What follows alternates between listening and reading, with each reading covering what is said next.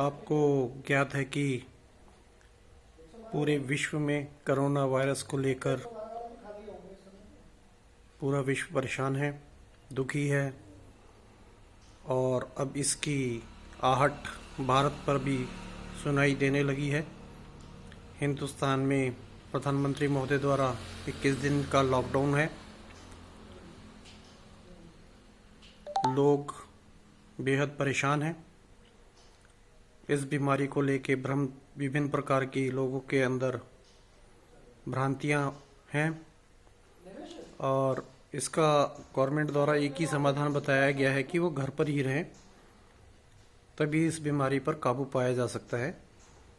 आप इस पर क्या कहना चाहेंगे?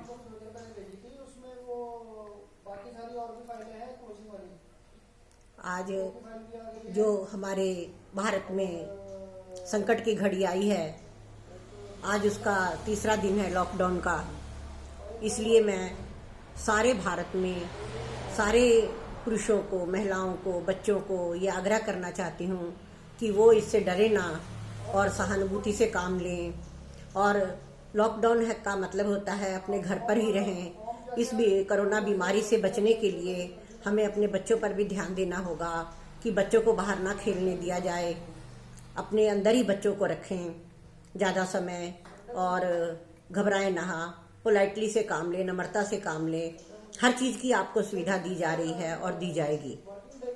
और आपके घर में जितने भी बुजुर्ग महिलाएं, बुजुर्ग माता पिता आपके घर में जो भी हैं, उनका ध्यान रखें, उन्हें बाहर ना जाने दिया जाए।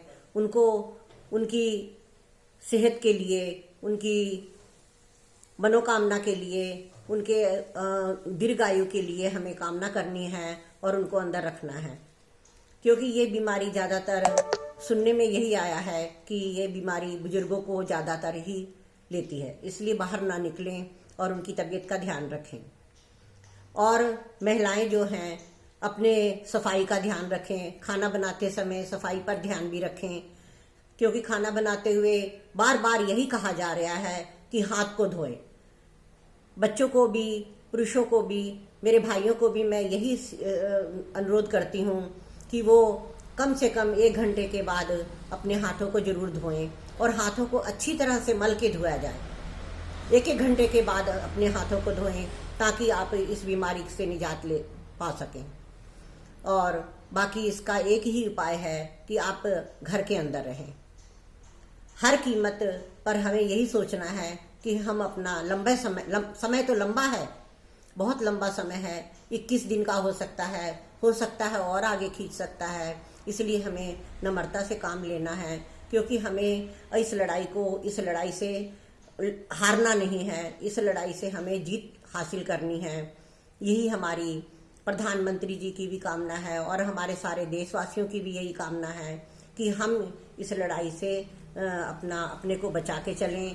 ताकि एक ही उपाय है कि हम घर के अंदर रहें, सारे कामे काजों को छोड़ दें, जिद ना हाटे। प्रशासन अगर आपको रास्ते में कोई बात पूछ रहा है या रोक रहे हैं तो उनका भी साथ दे, प्रशासन का साथ दे। अगर आपको किसी किस्म का अड़ोस पड़ोस में, अगर मोहल्ले में, गलियों में अगर किसी किस्म का भी आपको व्यक्ति अंदेशा पाया जाता है तो मैं अपना मोबाइल नंबर दूंगी।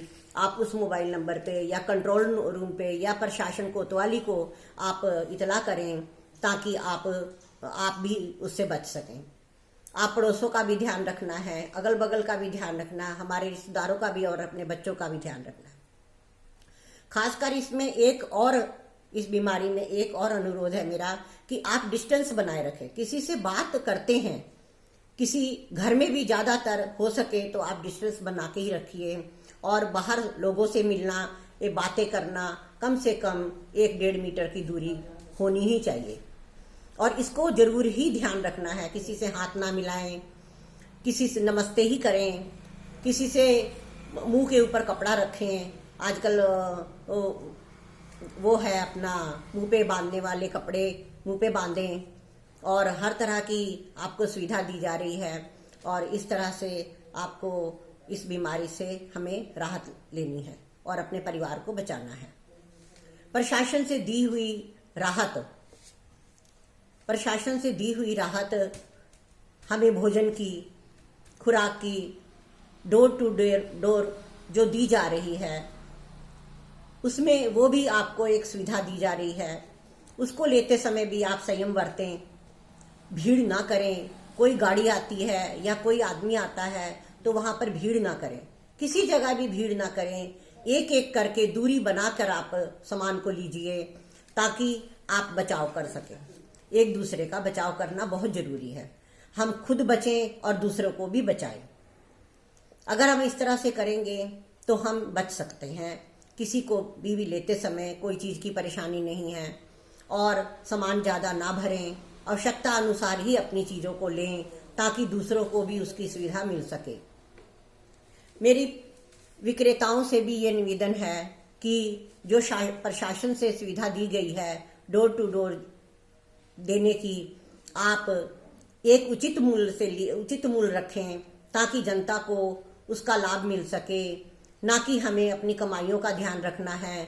हमें ये संकट की घड़ी में हमें सबको एक साथ होके, एकजुटता होके सबको साथ देना है और हमें अपने कमाइयों की तरफ ध्यान ना करके, हमें अपने लोभ लालच की ध्यान ना करके हम उसका उचित मूल्य रखें ताकि जनता परेशान ना हो।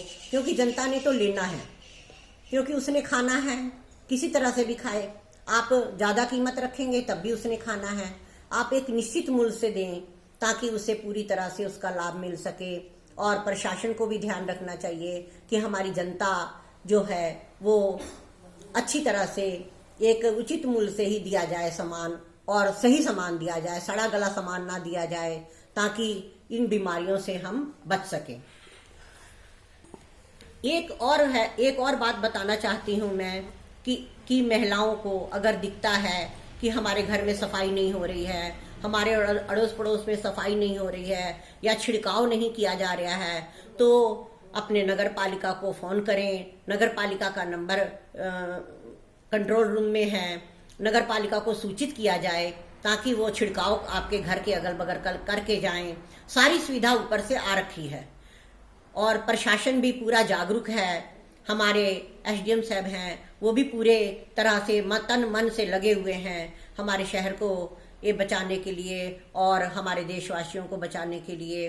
हमारे सारे प्रधानमंत्री से लेके नीचे तक पूरा अधिकारी वर्ग पूरा ही, चाहे प्रशासनिक हो, चाहे वो मीडिया हो, चाहे वो सोशल वर्कर हो, सभी उसके लिए जागरूक हुए पड़े हैं। हमें सबका पालन करना है और ये हमारे लिए बहुत जरूरी है। तभी हम इस बीमारी से टक्कर ले सकते हैं और अपने बच्चों को, अपने परिवार को और देश को बचा सकते हैं। धन्यवाद। ये बाजपुर से नगर महिला कांग्रेस अध्यक्ष एवं समाज सेविक श्रीमती भूपेंद्र कौर बेदी, जिन्होंने अभी अभी आपके सामने इस कोरोना वायरस से बचने के लिए विचार रखे अपने और सभी को इस लड़ाई में एकजुट होकर लड़ने का अनुरोध किया। By Bedi news agency, Bajpur, Udham Singh Nagar.